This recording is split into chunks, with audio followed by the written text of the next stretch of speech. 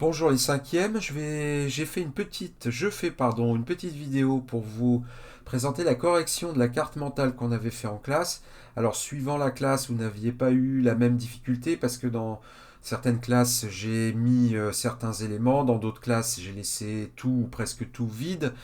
Mais donc je vais tout corriger d'un coup et ainsi vous serez un petit peu mieux armé pour j'espère, pour votre contrôle d'histoire qui a lieu, je le rappelle, demain vendredi. Alors, on y va. On avait donc les débuts de l'islam au centre et puis trois branches qui partaient. Et ces trois branches, c'était Mahomet, le prophète Mahomet, en dessous la religion de l'islam donc, et à gauche l'expansion et les conquêtes. Ça, c'est plutôt la partie empire arabo-musulman. Alors on commence par Mahomet. Donc ici voilà, j'agrandis un petit peu. Donc l'idée c'était de mettre en fait les dates dans l'ordre chronologique qui était indiqué sur la feuille, en partant de la naissance en 570 et en allant jusqu'en 632 la mort. Donc on a ici donc la naissance. Qui est Mahomet? C'est un riche commerçant, un caravanier. Une caravane, c'est un groupe de marchands qui voyagent ensemble. Alors ça peut être avec des dromadaires ou avec des chevaux, des ânes, mais en tout cas c'est un groupe de marchands qui voyagent ensemble pour plus de sécurité, donc parce que c'est des groupes de marchands qui voyageaient sur des longues distances et on pouvait être attaqué par des brigands, des bandits, donc pour plus de sécurité, caravane, c'est-à-dire groupe de marchands. Lui, Mahomet, alors il ne fait pas lui-même les voyages, mais il avait une petite entreprise de caravane pour transporter des marchandises dans le désert. Et ce qui est important, c'est 611-612, c'est le moment de la révélation, c'est le début de la révélation, ce qu'on appelle la révélation d'Allah à Mahomet par l'intermédiaire de l'ange Gabriel que vous voyez ici. Allah l'aurait choisi pour être le prophète d'une nouvelle religion monothéiste, l'islam. On dit bien Allah l'aurait choisi, c'est du conditionnel passé, parce qu'on est en histoire, on ne peut pas dire ni que Allah existe, ni qu'il a choisi Mahomet. On doit utiliser le conditionnel, parce qu'il y a ceux qui y croient, il y a ceux qui n'y croient pas. Ensuite, 622, c'est l'Hégire. L'Hégire, je rappelle que c'est écrit ici la fuite de la Mecque pour se réfugier à Médine. Et pourquoi cette date de 622 est importante? Parce que c'est le début du calendrier ou de l'ère musulmane. C'est ce qui fait qu'aujourd'hui, on n'est pas selon le calendrier musulman, on n'est pas en 2021, on est plutôt en 1400 quelque chose.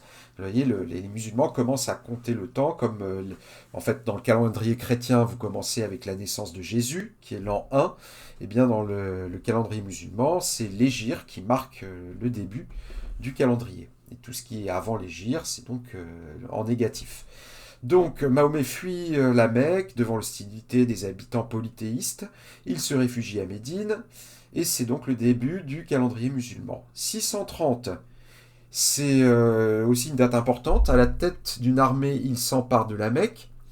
Il convertit à l'islam les tribus d'Arabie. Il devient leur chef religieux, politique et militaire. Et c'est la naissance du premier État musulman qui est en Arabie. Et on a vu ensuite, alors regardez, hein, l'Arabie, je vais descendre un petit peu. L'Arabie, c'est là, vous voyez ici le vert foncé, c'est le premier grand État arabe musulman fondé à la mort de Mahomet. Et par la suite, eh bien, les Arabes musulmans sortent d'Arabie et conquièrent, on l'a vu, un immense empire. Voilà, donc il fallait simplement, en fait, c'était pas très difficile, mais il fallait mettre dans l'ordre chronologique les événements. Et ça, vous l'avez aussi dans votre cahier, hein, les événements de la vie de Mahomet. Alors ensuite, je passe à la partie religion. Donc dans la partie religion, on commence toujours, quand vous avez ce genre d'exercice, faites d'abord le plus facile et vous gardez le plus difficile pour la fin. Là, le plus facile, c'était ça, les 5 piliers de l'islam. On les a écrits ici, en tout petit. Il suffisait de mettre ici 5 piliers de l'islam, et puis là, on a 5 branches, et bien on les cite. Donc les 5 piliers de l'islam, je rappelle, c'est 1, la profession de foi, qui consiste à prononcer une phrase importante qui montre la foi, la croyance du musulman. Et cette phrase, c'est Dieu est unique et Mahomet est son prophète. Donc ça s'appelle la profession. Professer, ça veut dire dire, de foi. C'est dire sa foi, dire sa croyance. Ensuite, les 5 prières par jour, quotidiennes, qui sont bien réglementées. Ensuite, le jeûne, il manque un accent circonflexe ici, pendant le mois de Ramadan. Donc il s'agit de se priver de manger et boire pendant un mois. Alors c'est selon le calendrier lunaire, donc ce mois peut varier chaque année, c'est pas forcément toujours le même mois. Et donc toute la journée, on se prive de manger, on se prive de boire et on peut se mettre à manger et à boire uniquement quand la nuit tombe. C'est une façon, alors ça, c'est une façon de se purifier pour les musulmans, c'est une façon de se sentir plus proche de Dieu. Voyez, c'est un acte religieux. Vous avez ensuite le pèlerinage à la Mecque. Un pèlerinage, c'est un voyage religieux. Les chrétiens font des pèlerinages à Rome ou à Jérusalem. Les musulmans font le pèlerinage à la Mecque, donc ville de Mahomet, et ils doivent le faire au moins une fois dans leur vie. Sauf, bien sûr, cas exceptionnels, s'ils sont handicapés, malades, mais en général, la règle, c'est de faire ce pèlerinage, donc ce voyage, au moins une fois dans sa vie. Et enfin, le dernier, l'aumône aux pauvres, c'est-à-dire donner une partie de ses ressources aux personnes les plus pauvres. Voilà donc les 5 piliers. Alors je rappelle, j'en profite pour vous dire que dans l'islam, il y a beaucoup de règles, les musulmans ont beaucoup de règles, mais ces 5 règles-là sont les plus importantes. Toutes les autres règles que vous allez trouver dans l'islam, dans vos lectures, dans vos expériences, toutes les autres règles sont moins importantes que ces 5 règles-là. Par conséquent, c'est ces 5 règles-là qui sont constitutives, qui constituent cette religion qui est l'islam, que vous devez connaître. Alors ensuite, c'est... alors attends, voilà.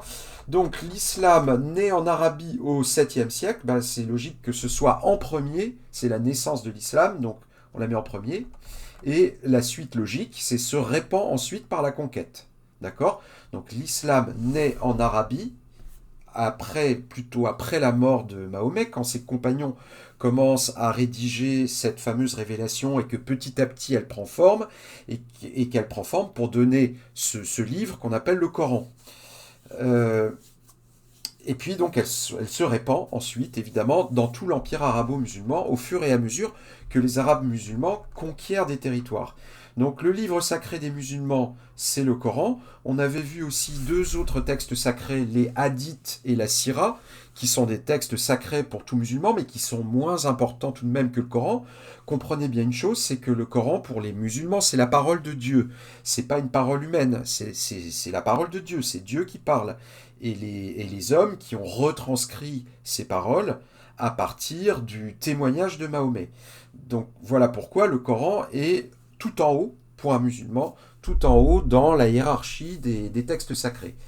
Donc écrit vers 650 après la mort de Mahomet, selon les historiens. Donc si on est selon les religieux, le texte n'a pas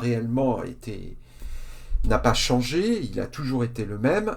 C'est selon les historiens, selon la connaissance historique qu'on en a, c'est vers 650, c'est-à-dire environ 20 ans après la mort de Mahomet, que ce fameux 3e calife qui s'appelle Othman a dit voilà, désormais le Coran c'est ça, et pas autre chose. Parce qu'à l'époque, il y avait, selon les historiens, encore une fois, plusieurs Corans qui circulaient, plusieurs textes qui circulaient. Et les musulmans étaient eux-mêmes pas d'accord, ils disaient non, ça c'est pas le Coran, ça c'est pas la révélation, si, ça l'est. Et c'est donc Othman qui dit, qui siffle la fin de la récréation, et qui dit stop, ça c'est le Coran, et puis ça ne bougera plus. Et c'est à partir de ce moment-là, donc vers 650, que le Coran a pris sa forme définitive. Qu'est-ce que c'est que le Coran? C'est l'ensemble des messages reçus d'Allah par Mahomet, et c'est divisé en sourates et versets. Donc ça, vous voyez par exemple, ces 3 phrases-là, on peut les mettre dans l'ordre qu'on veut. Il n'y a pas de logique particulière, on peut les mettre dans l'ordre qu'on veut. En revanche, il est logique évidemment de commencer comme ça, et ici de mettre les 5 piliers. J'en arrive à la conquête. Donc vous avez une carte, donc apprenez bien cette carte-là. Sachez bien que ça, là, cette partie en vert foncé, donc je vous l'ai dit, c'est le premier état, c'est l'Arabie musulmane à la mort de Mahomet. Par la suite, le vert ici moyen, bah, c'est les conquêtes des 4 premiers califes. D'accord.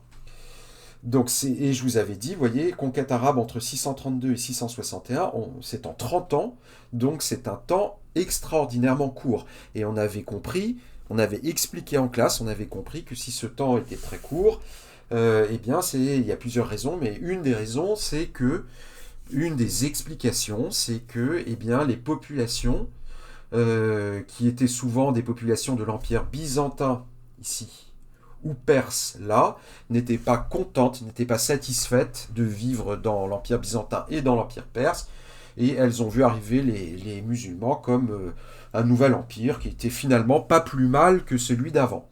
Surtout que les Arabes musulmans ne demandaient rien aux populations conquises, ils ne les forçaient pas à se convertir, simplement si les gens voulaient rester chrétiens ou juifs, eh bien ils devaient payer un impôt, la capitation. Mais c'est tout. C'est tout. Donc il y avait une certaine liberté, une certaine tolérance, et donc, eh bien, la plupart des gens qui vivaient ici se sont dit, bon, bah, voilà, un nouvel empire, il n'est pas plus mal que celui d'avant, bon, bah, on ne va pas lutter contre eux. On ne va pas fermer les portes de nos villes, on ne va pas entrer dans la résistance, voilà, on va se laisser conquérir. C'est un peu ça qui s'est passé. Alors, donc sur l'expansion et les conquêtes, eh bien, donc commencer, hein, c'est logique, là encore, on commence par ça, commencer par Mahomet. On n'en a pas parlé, mais la notion de djihad, c'est la notion de guerre sainte.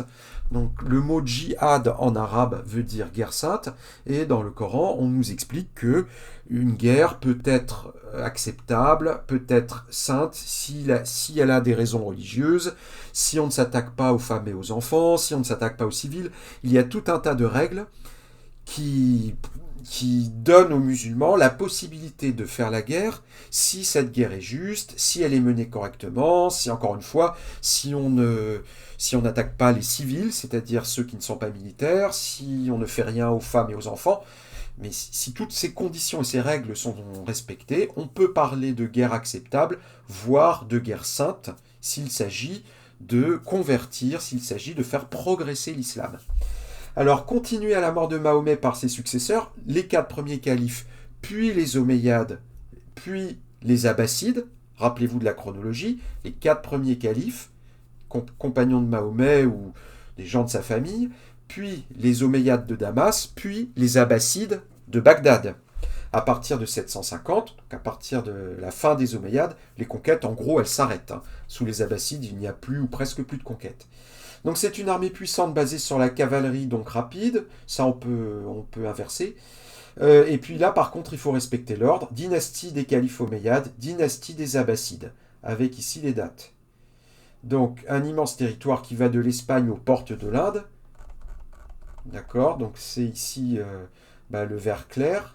Vous voyez, l'Espagne ici, et là le fleuve Indus, c'est-à-dire la limite avec l'Inde. La capitale est Damas, la capitale des Omeyyades. Et puis après, c'est les Abbassides, 762-1258, capitale Bagdad, ici, un peu plus à l'est, sur le Tigre. Et c'est cette ville de Bagdad qu'on a étudiée, je vous avais dit que c'était à l'époque où, disons, au 9e siècle, c'était la plus grande ville du monde, la plus peuplée. Enfin, tolérance dans les pays conquis, ça c'était déjà écrit. Donc voilà, essayez donc de corriger. Vous pouvez mettre la vidéo sur pause à tout moment, vous pouvez faire des retours en arrière, et vous pouvez donc corriger votre carte et la coller. À l'endroit, aux pages qu'on avait laissées vides. Voilà, je vous dis à demain, et je vais vous poster une nouvelle vidéo de géographie que j'ai déjà faite. Je vais retrouver le lien, et je vous la mettrai sur Rose, elle aussi, tout à l'heure. À demain vendredi.